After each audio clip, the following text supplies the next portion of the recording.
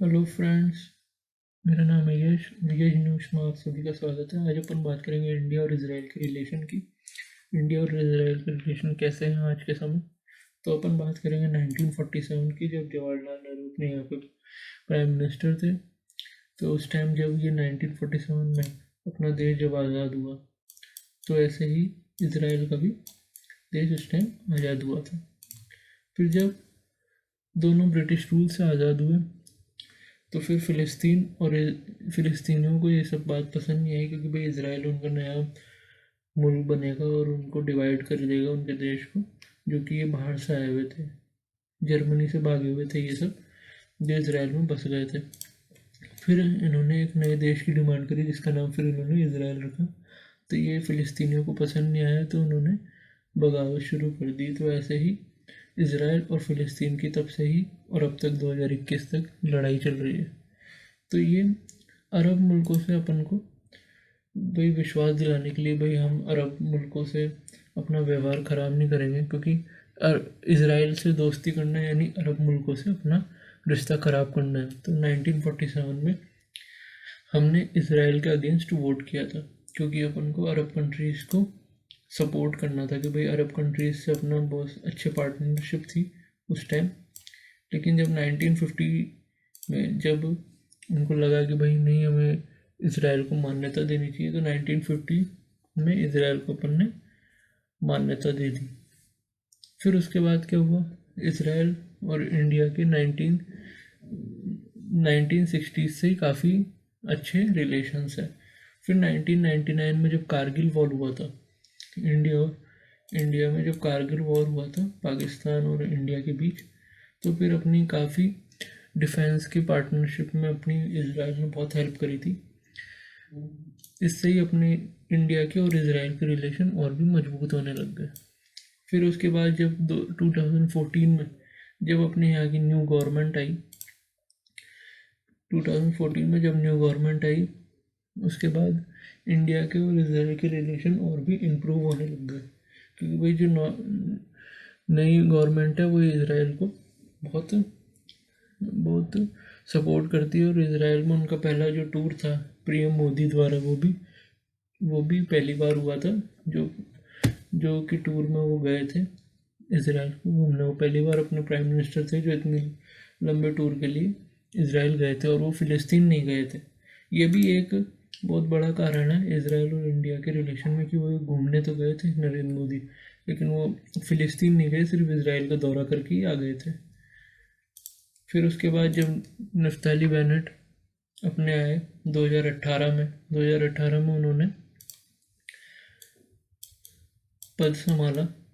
फिर उसके बाद उन्होंने इंडिया का काफ़ी सपोर्ट किया, और उन्होंने बोला कि भाई डिफेंस और एग्रीकल्चर के फील्ड में अपन योगदान करेंगे।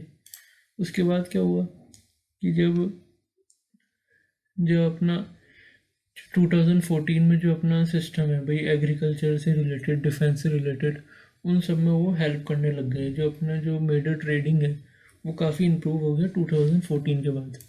तो जैसे जैसे आपको दिखाई दे रहा होगा कि भाई रक्षा क्षेत्र हो गया, स्वास्थ्य क्षेत्र हो गया अपना, इन सब ने इसराइल ने बहुत अपनी मदद करी। जो कृषि सहयोग है उसमें भी इसराइल का काफ़ी योगदान है। और जो जल संरक्षण से हो गया कि भाई कम पानी में ज़्यादा उपज हो, उसमें भी इसराइल ने काफ़ी अपना, मतलब वर्ल्ड वाइड ही काफ़ी अपना स्टांस रखा है कि भाई कम पानी में ज़्यादा अपनी पैदावार को कैसे बढ़ाएं कृषि के उसमें। और टेक्नोलॉजी के क्षेत्र में भी उन्होंने काफ़ी योगदान दिया है, जिसमें अपना इंडिया भी शामिल है। तो ऐसे ही उन्होंने अपने इंडिया को बढ़ने में काफ़ी मदद करी है। खारे पानी को मीठा बनाने की जो टेक्नोलॉजी है वो भी इसराइल ने ईजाद करी थी, जो कि उसमें इंडिया की मदद कर रहा है। अब इसमें क्या है कि जो फ़िलिस्तीन और ये इसराइल का कॉन्फ्लिक्ट है, इसमें जब ये जून वॉर इसे कहते हैं, 6 डे वॉर हुआ था, जिसमें सारे अरब कंट्रीज थे जो इसराइल के अगेंस्ट हो गए थे। फिर उन्होंने क्या किया, इसराइल पे आक्रमण कर दिया था। फिर उसमें जी वेस्ट बैंक का जो हिस्सा है इसमें इज़राइल जीत गया था और उसने थोड़ा सा हिस्सा कब्जा लिया था। तो जो ये फ़िलिस्तीन है वो आज का फ़िलिस्तीन काफ़ी छोटा हो गया पहले के मुकाबले। पहले फ़िलिस्तीन ऐसा था शुरू शुरू में, स्टार्टिंग में। फिर वो जैसे जैसे 1947 के बाद जब फिर वो अटैक करने लग गए अरब कंट्रीज़, फिर उसके बाद क्या हुआ कि ये इसका एरिया दिन ब दिन वो आक्रमण करते और उनकी ज़मीनों को इज़राइल ले लेता। फिर अब अरब कंट्री उस पर वापस अटैक करती 49 और 67 के बीच में, तो फिर इज़राइल उनको जीत के वापस ले लेता। और टुडे इज़राइल इस तरीके से 2021 में जो गाज़ा स्ट्रिप है उसको छोड़ दें तो काफ़ी हद तक जो ये अंदर का जो फ़िलिस्तीन का एरिया है ये इज़राइल काफ़ी हद तक अपने में ले चुका है।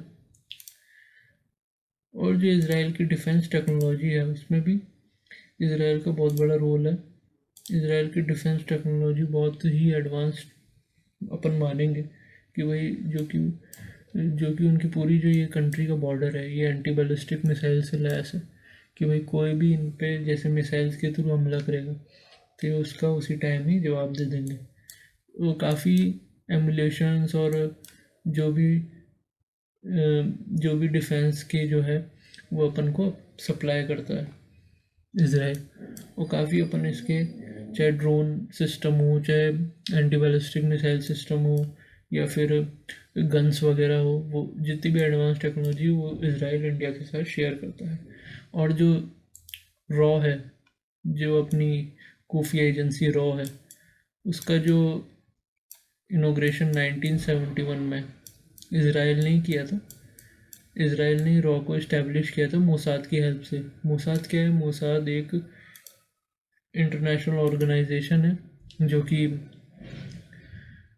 कि भाई इज़राइल को प्रोटेक्ट करती है अदर कंट्रीज़ से, भाई कि भाई खुफिया एजेंसी है इनकी कि भाई अदर कंट्रीज़ में क्या हो रहा है, कोई इस पर हमला तो नहीं कर रहा।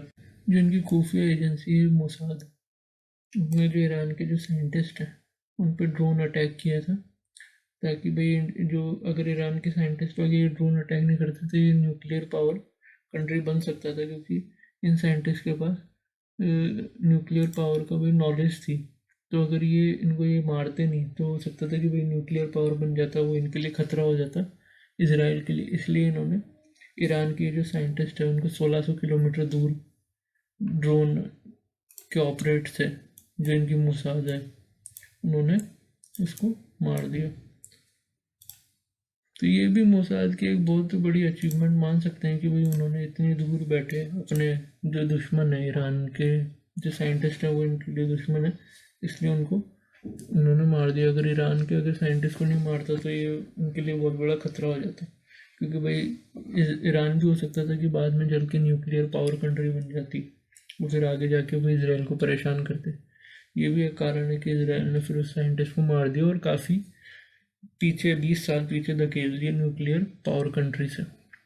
और ऐसे ही ये अलग अलग कंट्रीज़ में जाके करता रहता है कि भाई कोई इन पे हमला तो नहीं कर रहा है, ये ध्यान रखते रहते हैं। मोसाद इनका सिक्योरिटी प्रोवाइड करता है। मोसाद बहुत अच्छी इनकी ऑर्गेनाइजेशन है खुफिया, और काफ़ी इन्होंने बड़े बड़े काम किए हुए हैं। और इसराइल और इंडिया के रिलेशंस काफ़ी इम्प्रूव हैं 2014 के बाद, चाहे वो डिफेंस की फील्ड में हो, एग्रीकल्चर फील्ड में हो, या अदर कोई फील्ड हो। काफ़ी इम्प्रूवमेंट अपन ने किया है पहले के मुकाबले। तो थैंक यू। अगर आपको ये वीडियो पसंद आया हो, लाइक शेयर सब्सक्राइब करिए और कमेंट के थ्रू आप अपनी क्वेरी बता सकते हैं हमको। धन्यवाद।